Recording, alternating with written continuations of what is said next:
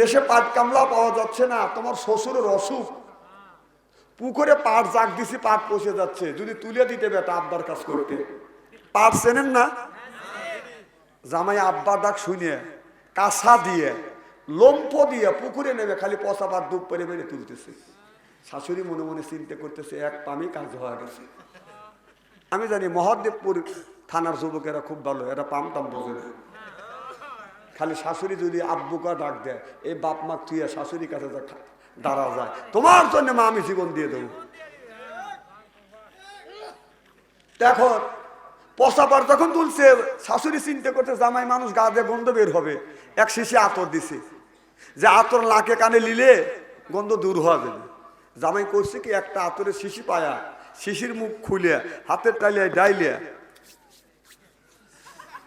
যেখানে লাগান যায় সেখানেও লাগাইছে, আর যেখানে লাগান যায় না সেখানে লাগাইছে, আপনারা যেমন বললেন। চা দেখা যায় আরো অর্ধেক আতর শিশিতে আছে, হাতের টাইলিয়া ডাইলিয়া চুমুক দেখাচ্ছে। শাশুড়ি চিন্তা করে, এটা জামাই না তামাই, আতর লাগাইবে কোথাও লাগাই করে, অর্ধেক আতর ছিল আবার চুমুক দেখেছে, আহম্ব হয়ে গেছে শাশুড়ি। জামাই বলতেছে মা আসি। শাশুড়ি আর কি বলবে, জামাই কাছে আতর, শাশুড়ের মুখের ভাষা বন্ধ হয়ে গেছে। জামাই চলে গেছে বাড়ি, পরের দিন পুত্র হয়েছে মামাই বাড়ি, অর্থাৎ ছেলের ভাই। কথা কি বুঝতেছেন? এসে বলতেছে মামিমা ভালো আসান? কয় আসি বাবা, তোমার ভাই বোকা। কয় একটু তো বোকা আছেই মামিমা। কি হয়েছে মামিমা? আর করো না বাবু, এটা মানুষের কাছে বলা যায় না।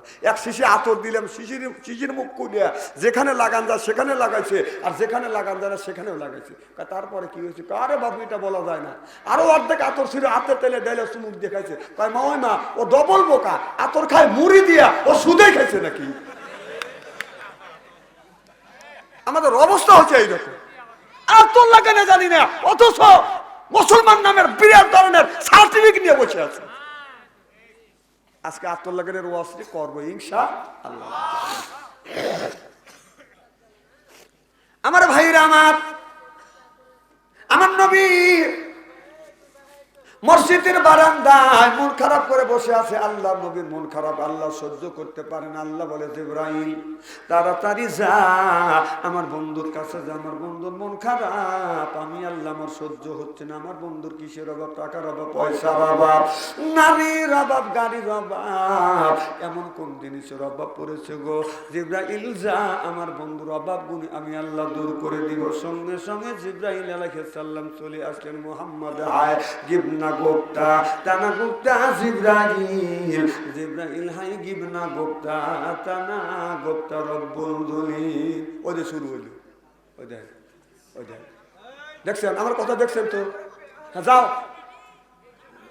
যাও, নেকি কামাইও গেছেন, বাড়ির যা বাড়ি এলাকা কবে নেকি কামাই করে লিয়েছি, নেকি 3 দিন বোঝা বেঁধে নিয়ে যাচ্ছে। আমার ওয়াজ নগদ পাইছেন তো? আরো নগদ ওয়াজ দেব।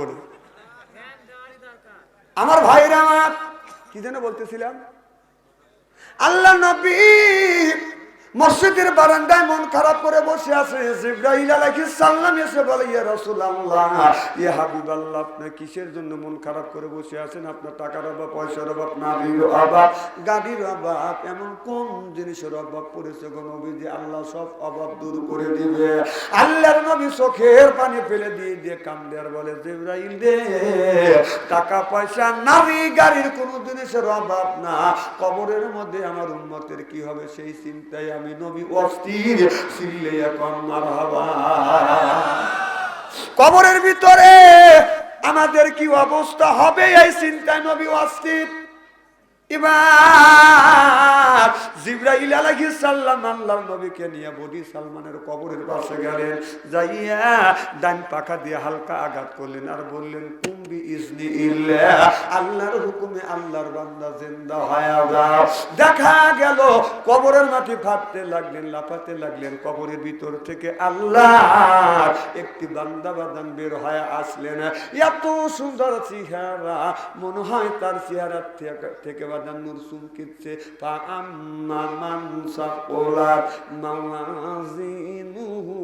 সুবহানাল্লাহ বললেন।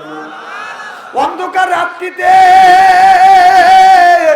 একটি তারকা আকাশে যেমন উদিত হয়, ওই তারকাটা দেখতে যেমন ঝিকমিক ঝিকমিক করে জ্বলতেছে, ওই মানুষটার চেহারার থেকে নূরের আলো ঝিকমিক ঝিকমিক করে জ্বলতেছে। আকাশের তারাগুলো, আকাশের তারাগুলো ঝিলিমিলি জ্বলছে, হাবিব এসেছে, রাসূল এসেছে, আমার নবী এসেছে, হাবিব এসেছে। জোরে কোন মারহাবা।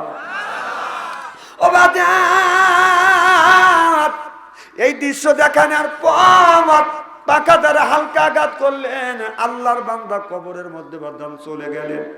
একটু আগা গেলেন, যাইয়া আর কবরের উপরে পাকা দ্বারা হালকা আঘাত করলেন আর বললেন কুম্বি ইজনি ইল্লাহ। তুমি যাচ্ছে এইগুলি কি মানুষ নাকি কর?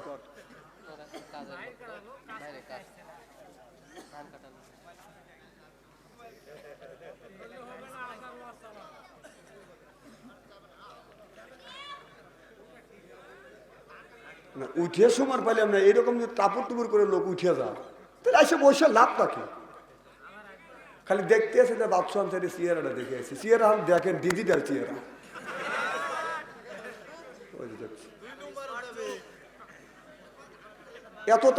এত তাড়াতাড়ি কেউ আর স্বাদ লাগে? আমার ভাইরা আমার কি যেন বলতেছিলাম,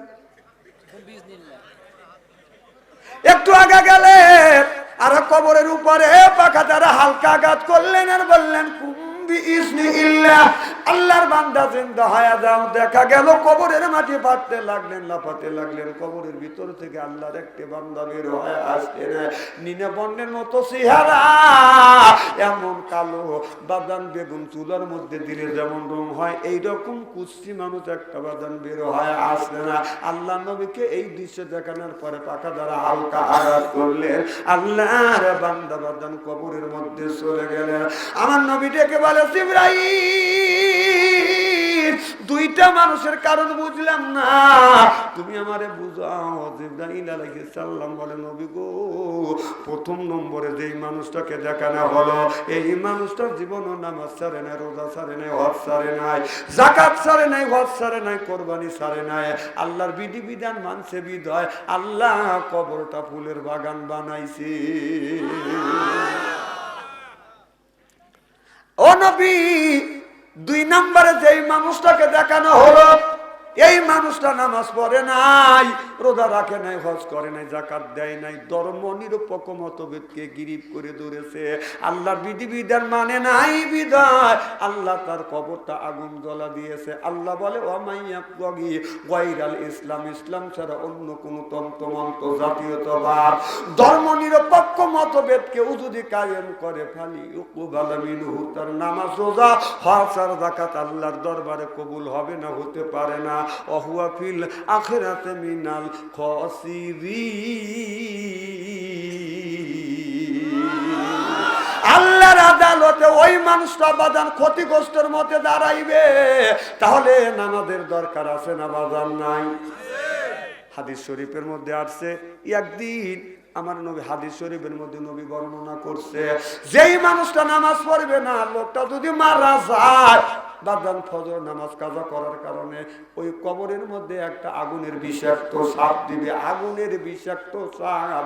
এই সাপটা ফজর নামাজ কাজা করার কারণে ফজর থেকে জোহর পর্যন্ত কামড়াবে, জোহর নামাজ কাজা করার কারণে সাপটা জোহর থেকে আসর পর্যন্ত কামড়াবে, আসর নামাজ কাজা করার কারণে সাপটা আসর থেকে মাগরিব পর্যন্ত কামড়াবে, মাগরিব নামাজ কাজা করার কারণে সাপটা মাগরিব থেকে ঈশা পর্যন্ত কামড়াবে। কবি বলে কোনখানে ঘুরিয়া বেড়াও হীরার পাহাড়, চড়ে বেড়াই এই জগতে বীরের জানোয়ার, এক এক কামড়ের জ্বালায় হাজার বছর যায়, এমনি করে কামড়াইবে লাখো লাখো বা। ও বাবা, আগুনের বিষাক্ত সাপ কবরের মধ্যে যখন ঢুকানো হবে, এই সাপটা একটা বার যদি কামড় দেয়, এই কামড়ের যন্ত্রণায় এক নয় দুই নয় 1000 বছর পর্যন্ত জ্বলতে থাকবে, পুড়তে থাকবে। তাহলে বলুন নামাজের দরকার আছে না বাজার নাই? আমার দিল সোনায় আমার মন সোনার আল্লাহ দি নামাজ কাজা কইরো না আল্লাহ দি নামাজ আদায় করিলে মৌতে আযাব তোমায় দিবে না একটু বলুন না আমার দিল সোনায় আমার মন সোনার আল্লাহ দি নামাজ কাজা কইরো না ও যে ফজর গেল ঘুমের চাপে জহর গেল কাজের চাপে আসর মাগরিব ইশায় আমি পড়িলাম না আমার দিল সোনায় আমার মন সোনার আল্লাহ দি নামাজ কাজা কইরো দেখতে চাইছ কইরো না শোনা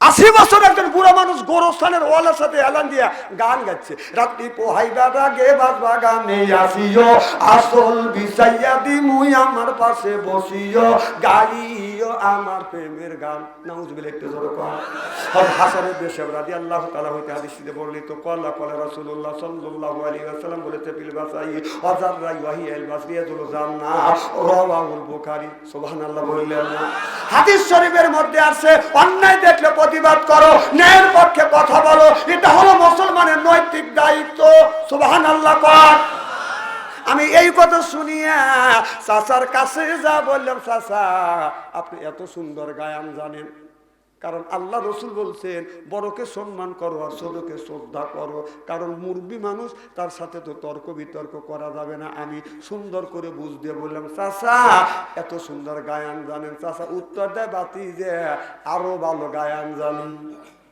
চাচা কম মনে করেন না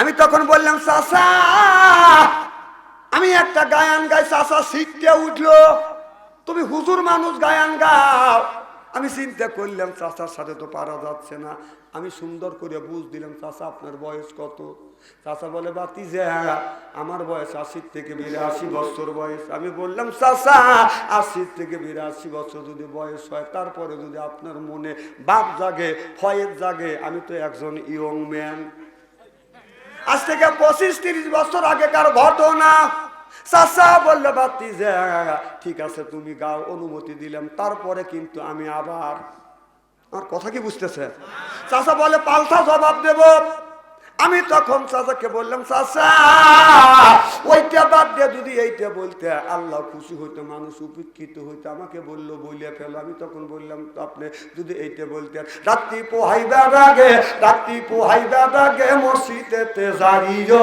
যাই নামাজ বিছাইয়া আল্লাহর নামাজ কালাম পড়িও আল্লাহর কোরআন ও চাচা রে পড়িও আল্লাহর কোরআন সুবহানাল্লাহ বললেন চাচা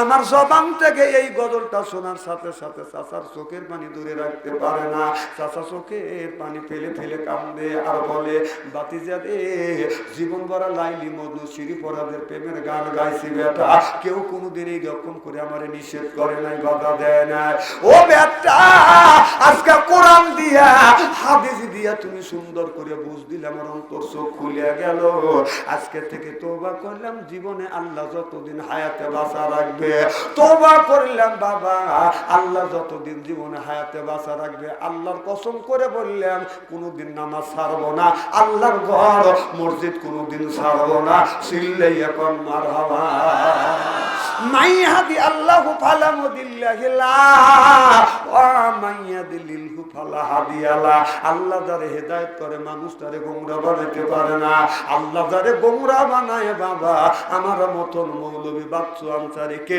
বাইতে খাওয়াইলে লোকটা বাদান হেদায়েত নসিব হবে না চিল্লা চিল্লা কোন ঠিক কিনে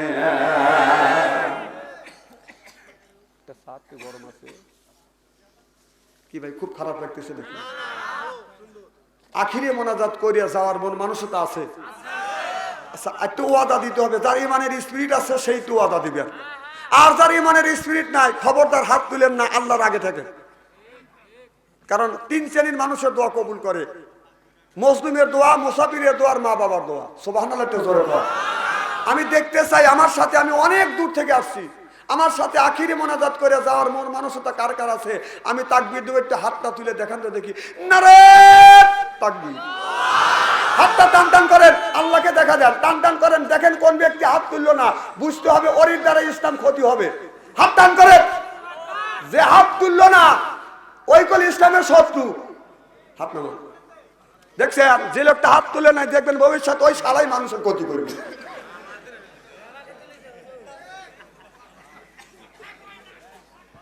কথা বাড়ির যা কওগা, কথা দেখলে কি কেবল উঠলাম মার হবে একটু জোরে কর। আমার ভাইরা আমার, তাহলে নামাজ পড়া লাগবে, নামাজ ছাড়া কোনো গতি নাই কি কম আছে? বাজান রে, নামাজ যারা পড়বে আল্লাহ তাকে আপনার নামাজ রোজা, যে ব্যক্তি নামাজ পড়বে, নামাজ পড়িয়ে আল্লাহর কাছে যা চাওয়া যায় সব আল্লাহ পুরো করে দেয়। সুবহানাল্লাহ বললেন না? একদিন একটা লোক আমারে বলে, হুজুর মসজিদে গেলে হুজুর খালি কয় নামাজ পড়া লাগবে, ওয়াজের মাহফিলে গেলে কয় নামাজ পড়া লাগবে, নামাজও পড়িয়া কি পাওয়া যায়? আমি বললাম, বাবা নামাজ পড়িয়া আল্লাহর কাছে যা চাওয়া যায় সব কিছু আল্লাহ পুরো করে দেয়। এখন আমাকে কয় হুজুর নামাজ কয়দিন পড়বো? কোন তো নামাজ কি কয়দিন পড়ার জিনিস? প্রত্যেক দিন পড়বে, একদিন আল্লাহ কবুল করে নেবে। সুবহানাল্লাহ একটা জোরে বল। তে আমরা জানি ইকামতুল্লাহর সাথে কেউ ব্যক্তি যদি নামাজ পড়ে, ইকামতুল্লাহর সাথে নামাজ পড়লে লোকটা আল্লাহ আল্লাহ হওয়া যায়। সুবহানাল্লাহ কর। তে বললাম বাবা 40 দিন পড়বে, হুজুর 45 দিন পড়বো। কম ভালো কথা, ও 45 দিন নামাজ পড়ছে, আল্লাহর কাছে যা চাইছে তা পায় নাই।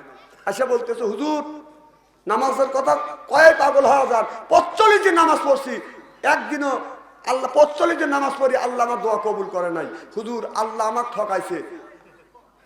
চিন্তা করছে হুজুর আল্লাহ যখন আমাকে ঠকাইছে আমিও আল্লাহ ঠকাইছি। তুমি কিভাবে? 45 দিন নামাজ পড়ছি, একদিনও উজু করিনি।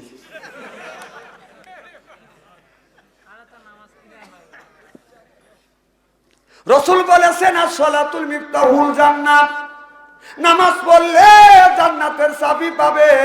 তাহলে বোঝা গেল নামাজের আপনার জান্নাতের চাবির নাম হলো বাজান নামাজ, আর আর নামাজের চাবির নাম হলো বাজান ওযু। সুবহানাল্লাহ বললেন না?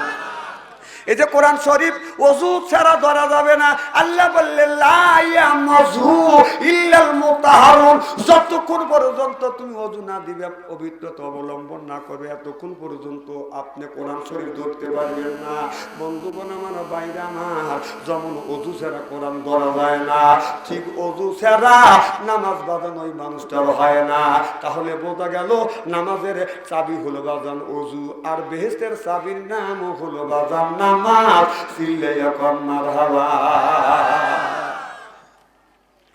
আল্লাহ নবী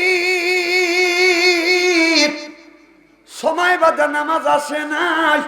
প্রথম নবীর কাছে যখন বাদান নামাজ নাজিল করলেন, আল্লাহ বলেন আপনি মুসাল্লাহ, বন্ধু নামাজ পড়ো, তুমি পড়ো, তোমার বিবিকেও নামাজ পড়ার তাগিদ দাও।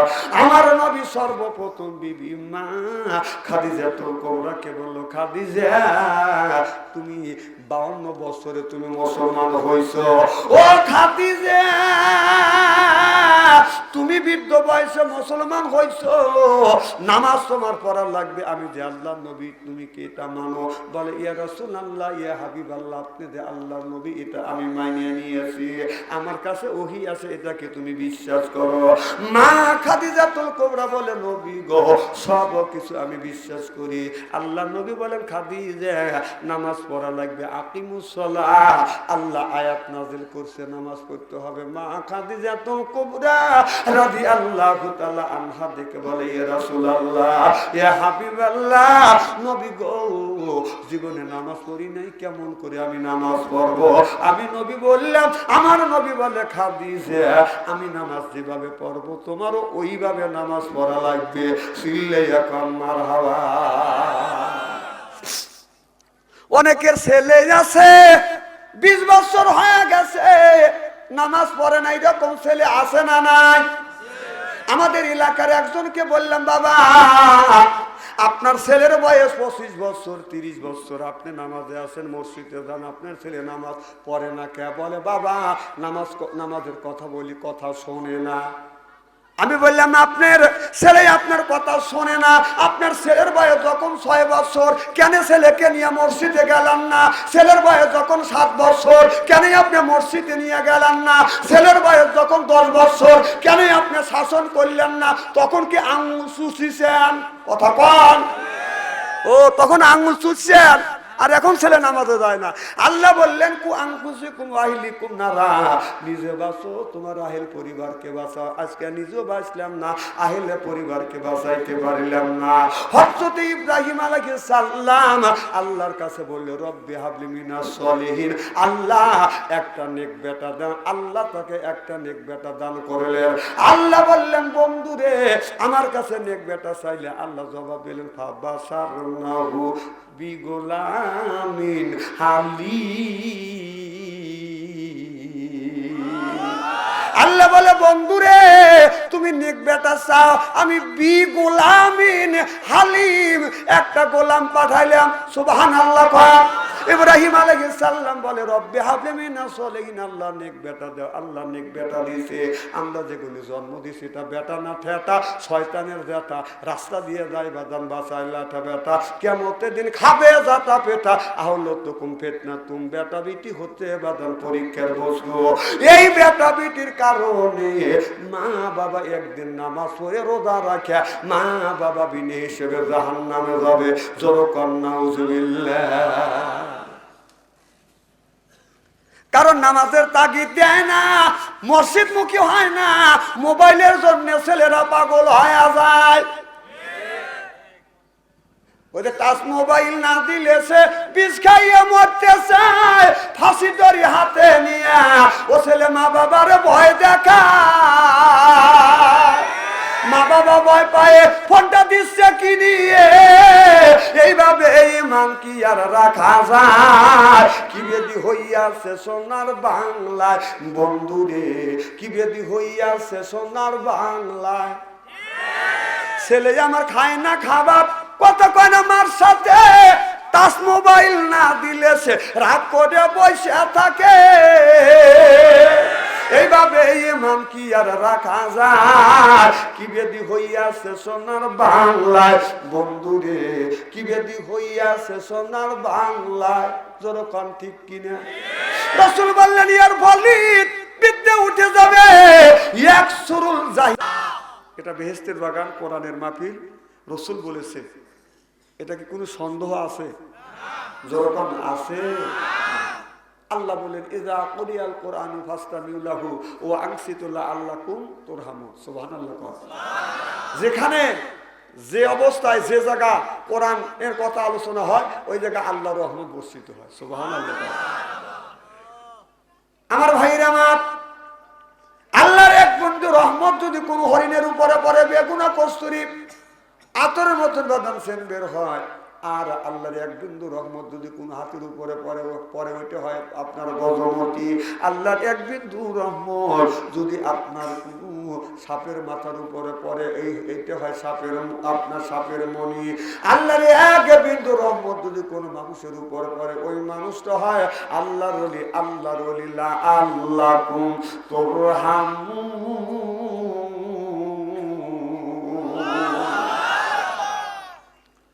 আমার ভাইরা আমার নবী সাহাবীদের নিয়ে এইরকম আলোচনা করছে। আপনার সাহাবী নিয়ে আলোচনা করতেছে বাবা, পাখিরা ভাবছে এটা মনে হয় কাটা গাছ। সাহাবীরা বসে বসে রসুলের জবান থেকে কথাগুলো শ্রবণ করতেন। পাখি মাথার উপরে বসে যাইতেন, টের পাইতো না। সাহাবীরা টের পাইতো না। সুবহানাল্লাহ বললেন না? তাহলে চিন্তা করে দেখেন, একজন মানুষ কিভাবে নীরবে নিশ্চুপ হয়ে বসে থাকলে মাথার উপরে পাখি বসে। সুবহানাল্লাহ। রাসূল এইরকম করে কোরআনের বয়ান করতেছে, কোরআনের আলোচনা করতেছে, সাহাবীরা বাদান শুনতেছে। পাখি এসে মাথার উপরে বসে গেছে, বাদান টের পায় নাই। পাখি মনে করেছে এটা গাছ, আর মাথার উপরে মানুষ মনে করছে মাথার উপরে কি বসছে এটা মানুষ। জানেন আল্লাহ আল্লাকুম তুরহামুন। পাখি বসে, আল্লাহর রহমত বাদান বর্ষিত হচ্ছে। হঠাৎ করে একটা সাহাবী বাদান একটু চিল্লি দিয়ে উঠলেন, সঙ্গে সঙ্গে আল্লাহ জানিয়ে দিলেন লা তারফাউ আসওতাকুম ফাওকা সাউতিন নবী। ও নবী বলে দেন, আপনার চাইতে আপনার সাহাবীদের কণ্ঠের আওয়াজ যদি জোর হয়, আমল সহ সব আমি আল্লাহ বরবাদ করে দিব।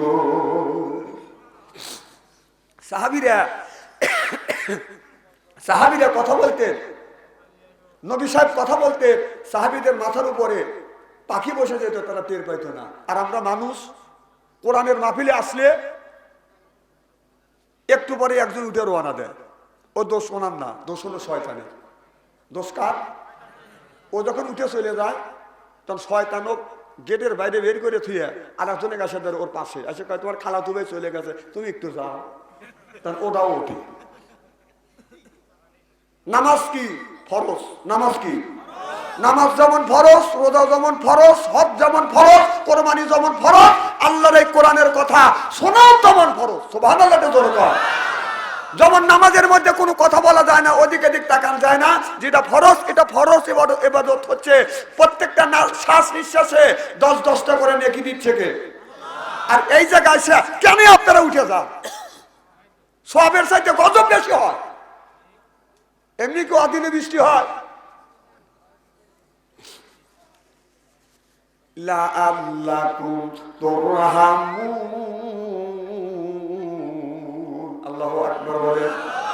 আমার ভাইরা আমার, শুধু এখানে না, যেই জায়গা কোরআনের কথা আলোচনা হবে ওই জায়গা বসে বসে বাদান শ্রবণ করবেন, আপনি নড়াচড়া করবেন না। আখিরি মোনাজাত করিয়া যদি আপনি এখান থেকে বাদান যেতে পারেন, আল্লাহ বলে ফেরেশতারে ছায়া দেখ আমার কত বান্দা চলে গেল, আর আমার এই বান্দা গেল না, কোরআন হাদিসের কথা শুনিয়া আখিরি মোনাজাত করে চলে গেল। ফেরেশতারে সাক্ষী থাক, আমি আল্লাহ আমার বান্দার জীবনের সব পিছনের গুনাহ মাফ করে দিলে। মাফ করে শুধু ক্ষান্ত হইলাম না, আপনার গুণগুণী আল্লাহ নেকির পরিণত করে দেয় কে? আরো জোরে। এই শক্তি আল্লাহর আছে না নাই?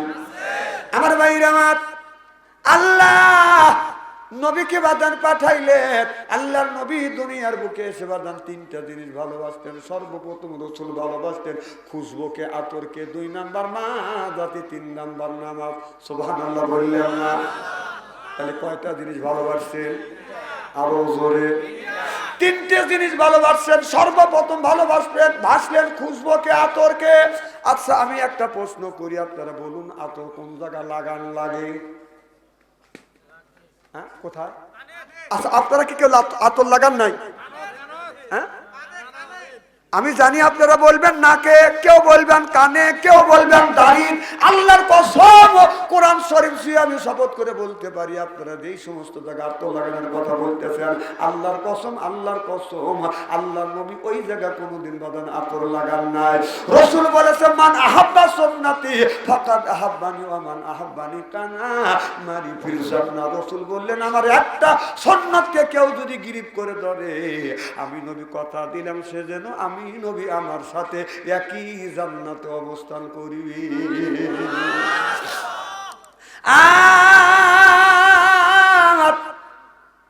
কোন ব্যক্তি যদি আল্লাহর একটা মরা সুন্নতকে যদি জিন্দা করে, যেই সুন্নতটা আমল করে না ওই সুন্নতটা কেউ যদি জিন্দা করে, রাসূল বললেন 100 গলা কাটা শহীদের সওয়াব আল্লাহ আমলনামায় লিখে দিবে।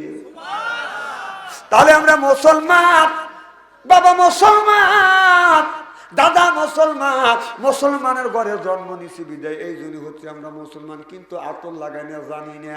কিছু মানুষ মনে করে গরুর গোশত খাইতে পারলে বাদান মুসলমান, কেউ মনে করে 4 কালমা পড়লেও বাদান এটা মুসলমান হয়ে যায়।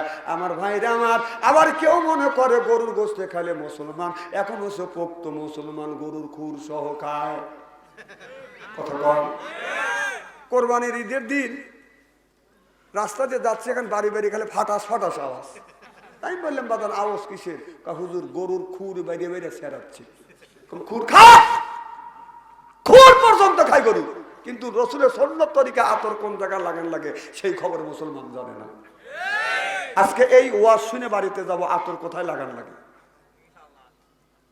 এক জামাই গেছে শ্বশুর বাড়ি, শাশুড়ি জামাই দেখে বলতেছে আব্বা বাজান বাপ জামাই চিন্তা করতেছে আমার মা তো এত সুন্দর করে ডাক দেয় না, জি আম্মা। আমার কথা কি বুঝতেছে? আম্মাক বলে জি আম্মা, আব্বাক বলে জি আব্বা। মাক ডাক দেয় এ মা, আব্বাক ডাক দেয় ও আব্বা, আর শ্বশুরের ডাক দেয় আব্বা জান। আসলে কি জান? শাশুড়ির ডাক দেয় আম্মা জান। আসলে কি জান? কথা কয় না পাবলিক রে, এটা না মুসিবতের মধ্যে পড়ে গেলাম। যারা কথা বলে না, হাহু বলে না, ওরা কোন শয়তানের খালাতো ভাই। আমি কিন্তু চিনি। মাথা লড়ানোর লোক আমি দেখতে পারি না, মাথা লড়ানোর লোক হলো শয়তানের বড় ভাই। এখন তো ঠিক কবে নি, এখন তো বাচ্চা অঞ্চে রয়েছে। তাহলে মা বলে এ মা, আব্বাক বলে ও আব্বা, শ্বশুর বাড়ি যাকে আব্বা যান, শাশুড়ি কয় আম্মা যান। নেকি আছে কোথায় আর নেকি খোঁজে কোথায়? মা বাবার পায়ে হাত রেখে চুমা খাইলে কিসমত খুলে যায়। সুবহানাল্লাহ কর। একটা দিনও মার হাতে, মার পায়ে হাত লাগা চুমা খায় না, বাবার পায়ে হাত লাগা চুমা খায় না, শ্বশুর বাড়ি যা খালি খামচা খামচি করে। নেকি আসে কোথায় আর নেকি খোঁজে কোথায়? নেকি রয়েছে কোথায়? নেকি তালাশ করে কোথায়? কথা কর। সারাদিন খুঁজলে পাবে না, রাইট। তো জামাই বাড়িতে আসছে,